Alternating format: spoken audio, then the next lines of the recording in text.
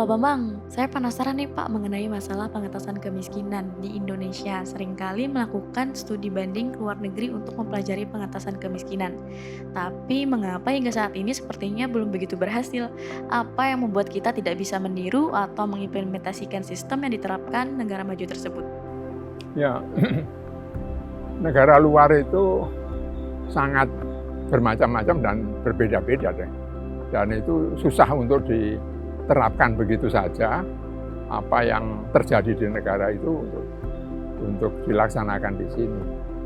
Memang penting kita melakukan studi banding ya, tapi kita harus sadar tetap mempunyai pengetahuan yang lebih mendalam tentang keberadaan kita sendiri. Jadi Indonesia yang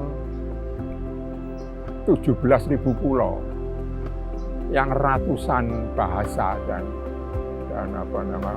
budaya, ini nggak ada duanya.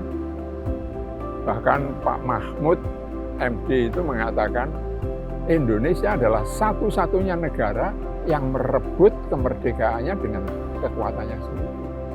Berbeda dengan India, berbeda dengan Malaysia, gitu ya. Itu mendapat seolah-olah hadiah. Tapi Indonesia itu luar biasa. Keberanian untuk melakukan itu, ini kita harus sangat menghormati para founding fathers kita. Tapi keadaan di negara kita seperti dikatakan Bung Karno, apa yang saya lakukan itu lebih gampang karena mengusir penjajah dari luar. Tapi yang kalian lakukan barangkali lebih susah karena kalian menghadapi bangsamu sendiri. Nah, ini keadaan semacam ini mewujudkan apa yang digambarkan oleh Bung Karno pada waktu itu. Inilah saya rasa pentingnya yang selalu saya katakan, marilah kita duduk bersama-sama. Ada sektor publik, ada sektor private, dan ada sektor people, masyarakat. Nah, dulu people itu hanya dipakai sebagai alat politik dari suatu partai politik dan sebagainya. Tapi Bina Swadaya tidak mau. Kita sungguh-sungguh menjadi bagian dari people. Nah, keadaan semacam inilah yang ingin kita pertahankan karena ini diperlukan oleh negara ini. Kita lihat aja di televisi itu bagaimana orang menyatakan betapa hebatnya dirinya adalah supaya dipilih. Tapi yang menyatakan betapa hebatnya negara ini dan betapa masalahnya, lalu bagaimana itu didukung, itu kan tidak banyak. Nah, ini saya rasa merupakan katakanlah tugas dari para milenial di Bina Swadaya untuk melanjutkan kelembagaan ini dan menyesuaikan perkembangannya sesuai dengan perkembangan ekosistem politik, ekonomi, dan sebagainya. Tapi tetap saja siapa yang disebut sesama kita itu ya mereka yang dalam keadaan kekurangan. Itu yang menjadi motivasi kita berkelanjutan di Pak, bila berkaca pada masa Bung Karno dulu ya Pak, untuk mengataskan buta huruf dan mengajarkan baca tulis yang beliau lakukan adalah sebuah gerakan. Nah, kalau saat ini saya melihat pemerintah seringnya melakukan program-program tapi sifatnya hit and run. Bagaimana menurut Pak Bambang? Dan program apa sih yang seharusnya dilakukan? Ya, hampir semua program yang dibikin oleh pemerintah itu berbentuk proyek. Nah, proyek itu terbatas waktunya, terbatas dananya. Dananya habis, waktunya belum habis ya berhenti. Dananya masih ada, tetapi kalau waktunya sudah habis ya berhenti karena kekuasaan kenegaraan ini kan dibatasi 5 tahun.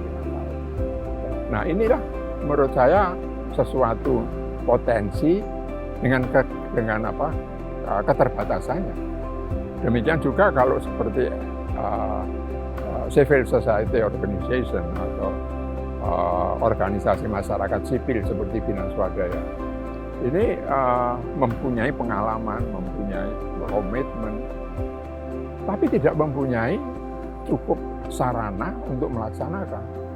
Nah, ini semuanya dibutuhkan suatu kebersamaan daripada mengadakan penelitian-penelitian.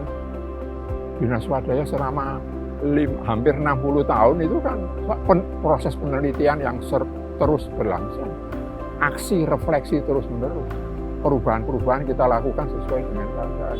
Tetapi tetap bagaimana rakyat pada umumnya itu diperjuangkan. Itulah inti dari kemerdekaan kita.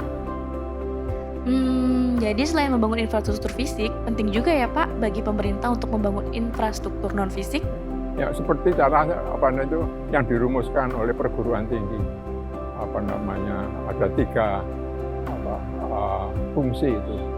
Pendidikan, penelitian, dan pengabdian pada masyarakat. Nah ini tetapi KKN mahasiswa ke lapangan kan banyakan itu hanya mengapur, mengecat rumah atau kantor desa. Nah ini konsepnya tidak cukup mendalam karena Bina Swadaya membangun konsep itu tidak sekedar mengambil teori dari luar, membaca buku, tapi itu suatu proses aksi refleksi yang kita lakukan di masyarakat, dan dari sana kita merefleksikan, membandingkan dengan teori ini dan sebagainya, kita berjalan terus. Nah ini menurut saya suatu kekayaan yang bermanfaat bagi masyarakat, bagi negara ini, untuk kita sumbangkan menjadi suatu cara hidup bersama untuk Indonesia yang lebih maju. Untuk membangun infrastruktur non-fisik tentunya bukan hal yang mudah kan Pak? Nah dibutuhkan pengajar atau pendamping yang mumpuni. Bagaimana cara Bina Swadaya mewujudkan itu? Terus seperti yang gerakan revitalisasi desa, itu yang kita bangun adalah infrastruktur non-fisik. Yang lain-lain itu membangun infrastruktur fisik. Apa itu? Jembatan, jalan, gedung. Ini bagus, ini penting juga. Tapi kalau itu tidak disertai dengan infrastruktur non-fisik, seperti misalnya saja semangat, ya, untuk membangun dan memberdayakan masyarakat, dan sebagainya. Kalau itu tidak ada, sampai cara mendidik itu orang datang ngomong terus nggak ada, lalu yang di sini menangkap sesuai dengan kemampuannya. Ada gap antara yang mendidik dan yang dididik. Nah, gap ini menimbulkan masalah besar. Lalu terciptalah suatu keinginan-keinginan yang berbeda.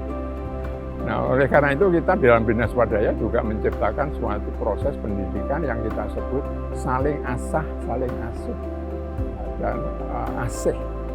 Jadi bagaimana masyarakat itu semakin mengembangkan kebersamaannya karena cinta satu sama lain, dan kemudian kita berkembang lebih maju. Nah, tentu saja tidak cukup dengan itu.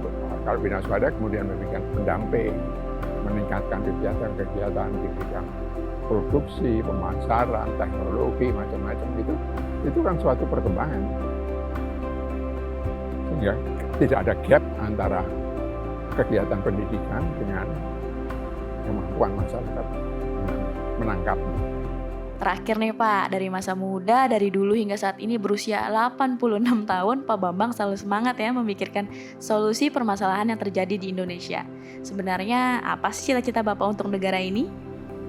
Ya, negara yang seperti dirumuskan dalam Undang-Undang Dasar 45 kan ya. Negara yang sejahtera, adil, dan makmur. Negara itu jangan hanya dimiliki oleh orang-orang tertentu, tapi itu adalah milik dari seluruh warga.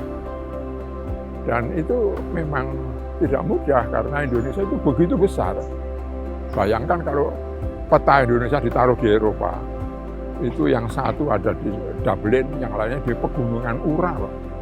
Berapa puluh negara, hanya satu di Indonesia. Dan suku bangsa, bahasa, begitu berbeda-beda. Jadi kita ini harus menjadi unsur yang mempersatukan. Walaupun berbeda, beda itu bagus. Tuhan menciptakan kita tidak sama, beda-beda. Nah, dalam perbedaan-perbedaan itu kita menikmati hidup bersama. Nah, inilah menurut saya yang diperjuangkan oleh Bina Swadaya. Dan inilah yang kami pertahankan Dan dalam kelembagaan yang kami bangun bersama-sama, Trubus Bina Swadaya, ini ingin kami upayakan untuk berkelanjutan. Dan itulah sebabnya memang para milenial, entah itu di Bina Swadaya atau di luar Bina Swadaya, baik untuk mempelajari ini. Gitu. Kalau ya katakanlah desa-desa kita itu termarginalisasi oleh berbagai macam itu, kan akar pohon besar yang namanya NKRI itu gampang tumbang karena akar-akarnya rusak. Jadi untuk kepentingan yang lebih banyak, penting sekali pekerjaan kita. Karena itu kita harus mengajak, tidak hanya untuk di bawah, tetapi juga bekerja sama dengan